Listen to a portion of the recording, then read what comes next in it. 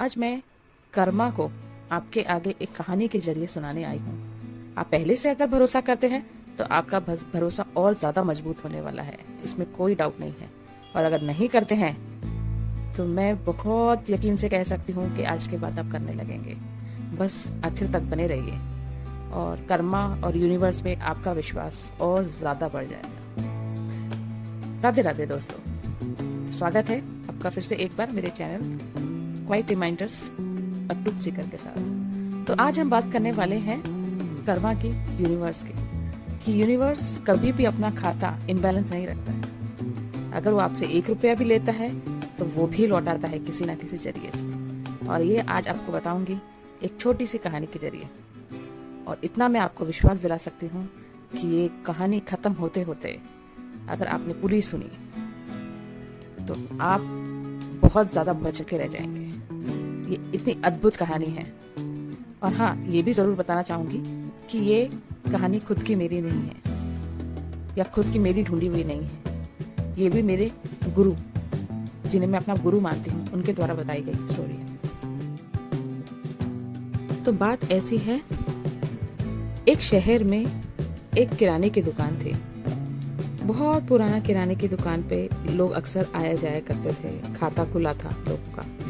एक सुबह ऐसी होती है कि एक औरत जो कि बहुत छोटे, मतलब गरीब कह सकते हैं, कम से कम 3-4 बार आई उस दुकान पे।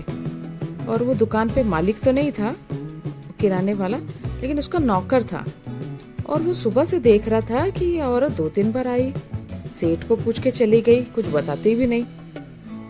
तो करीब 10 बजे के करीब, वो औरत 7 बजे से चक्कर लगा रही थी, 10 बजे के करीब उसका मालिक आता है दुकान पे।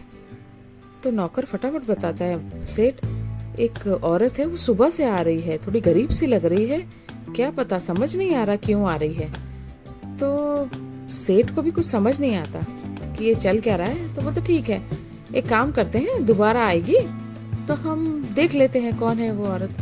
तो थोड़ी देर बाद फिर से एक औरत आती है, हांफती हुई, भागती हुई, और सेठ को देख के बोलती है, सेठ आ गए आप, मैं तो सुबह से कितनी बार आ गई हूँ। तो सेठ देख के हैरान हो जाता है, ये तो वही है ना जो मजूरी करती है, वो जो बहुत दूर से आती है।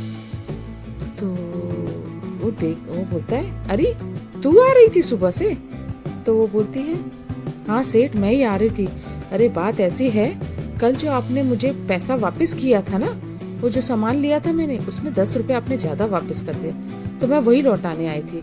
रात भर मुझे नींद नहीं आई। किराने वाला सर पे हाथ पकड़ के उसको इतनी जोर की चिल्लाता है, अरे ओ औरत, एक बात बता, एक तो तू मजूरी करती है, इतनी दूर से आ रही है तू सुबह से इतने मुझे पैसा वापस करने के लिए, और 10 रुपए के लिए इतनी परेशान हो रही थी, तू तो रख भी सकती थी।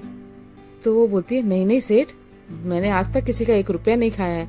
और मुझे तो ये लेने के बाद जब मैंने हिसाब किया तो मैं बोला, बाप रे, ये तो सेठ जी का पैसा मेरे पास आ गया है। तो मैं तो रात से बेचैन थी, इसलिए सुबह उठते साथ ही मैं आपकी दुकान में आ गई। तो सेठ बोलता है, अच्छा अच्छा ठीक है, चल और जा, तेरा वो जहाँ तू मजूरी करती है वहाँ का तो टाइम भी हो रहा है, अरे तेरी मजूरी में से पैसा कट जाएगा। बोले नहीं सेठ, मैं भाग भाग के चली जाऊंगी। और वो चली जाती है। ये जो सोच है वो सेठ को दिन भर परेशान करता रहता है। बोलते ऐसे तो मैं कितने लोगों की बेईमानियां करता रहता हूँ हिसाब किताब में, लेकिन कभी मुझे इतनी बेचैनी नहीं हुई जितना एक 10 रुपए ने मेरे को बेचैन करके रख दिया है। तो वो सोचता रहा। फिर अचानक से उसे याद आया कि कल जिनके घर उन्होंने राशन भेजा था वो थे बहुत करोड़पति, लेकिन इसने चालाकी से उसके हिसाब में 300 रुपए ज्यादा लिख दिए थे। अब उसको वो 300 रुपए खलने लगे। अब वो चला उस करोड़पति के घर पे।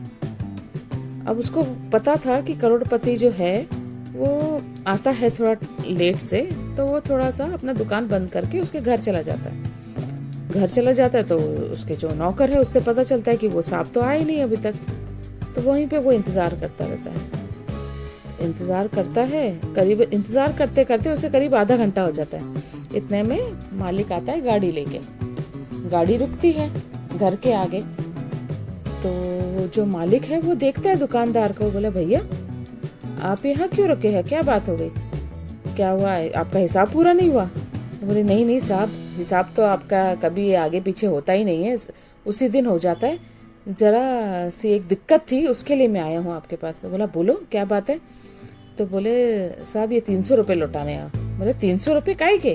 बोला नहीं अरे गलती से ना कल मैंने आपका हिसाब किताब किया था, उसमें 300 रुपये ज़्यादा हो गए थे, तो वो वापस करने आया था। तो जो करोड़पति होता है वो बोलता है अरे मैं इतना करोड़पति, मुझे तो फर्क भी नहीं पड़ता कोई 300 रुपये का हिसाब किताब मेरे से हेरा फेरी कर जाए, और ये दुकानदार को इतना फर्क पड़ गया। तो वो पूछता है, तो पता नहीं दुकानदार से भी रहा नहीं जाता, और वो सुबह उस मजदूर की जो औरत थी उसकी कहानी उसे बता देता है। ये सुन के करोड़पति का भी दिमाग खराब हो जाता है, पूरी रात बेचैन रहता है। अब सेठ है, वो सोचता है, उसे पता नहीं क्यों पुरानी यादें आने लगती हैं। कुछ साल पहले उसने अपने दोस्त से कुछ पैसे लिए थे, और उसी पैसों से वो इतना अमीर हो गया था। लेकिन लालच इतना मन पे उसके घिर गया था कि वो उस पैसों को वापस देना भूल गया था। भूलना एक गलत शब्द होगा, उसकी नीयत ही फिर गई, और वो दूसरे शहर आकर अपनी गृहस्थी जो है सब बसाने लगा एकदम, और खुशी खुशी रहने लगा, और जो सक्सेस की सीढ़ियां हैं वो चढ़ता चला गया, और आज वो करोड़पति हो गया। तो उसे वो याद आने लगता है कि उसने अपने दोस्त से पैसा लिया था। जब ऐसे लोग वापस कर सकते हैं तो मुझे भी तो ऊपर वाले को जवाब देना है। वो फटाफट सुबह उठा और दूसरे शहर को निकल गया जहां उसका दोस्त रहता था। सुबह सुबह 8 बजे वो दोस्त के घर पे पहुंच गया, लेकिन वहां तो लगा था ताला। अब वो आज आसपास पड़ोस से पूछने लगा कि भाई साहब यहाँ पे जो व्यक्ति विशेष रहते थे वो अब कहाँ रहते हैं। तो लोग कहने लगे नहीं, उनकी तो डेथ हो गई है, और उनके बीवी बच्चे तो कब के यहाँ से छोड़ के चले गए, क्योंकि वो जो घर का पैसा है वो नहीं दे पा रहे थे। अब ये बहुत चिंता में हो गया, अब क्या करे। जैसे तैसे उसे जानकारी मिलती है कि वो तो दूसरे शहर चले गए, क्योंकि ये शहर तो उनके लिए बहुत महंगा पड़ रहा था। तो वो सोचने लगता है दूसरे शहर, और जैसे तैसे और पता करता है तो उसे पता चलता है ये तो मेरे ही शहर में आ गए हैं। फटाफट वहाँ से रवाना होता है, और जो उसे एड्रेस बताया होता है वो उसके घर से थोड़ा दूरी पर होता है, लेकिन उसके लिए पहुंचना नामुमकिन जैसी बात नहीं थी। तो वो डायरेक्ट वहां से जब चलता है तो अपने शहर के उसी जगह पे जाता है जहां उसके बारे में बताया होता है।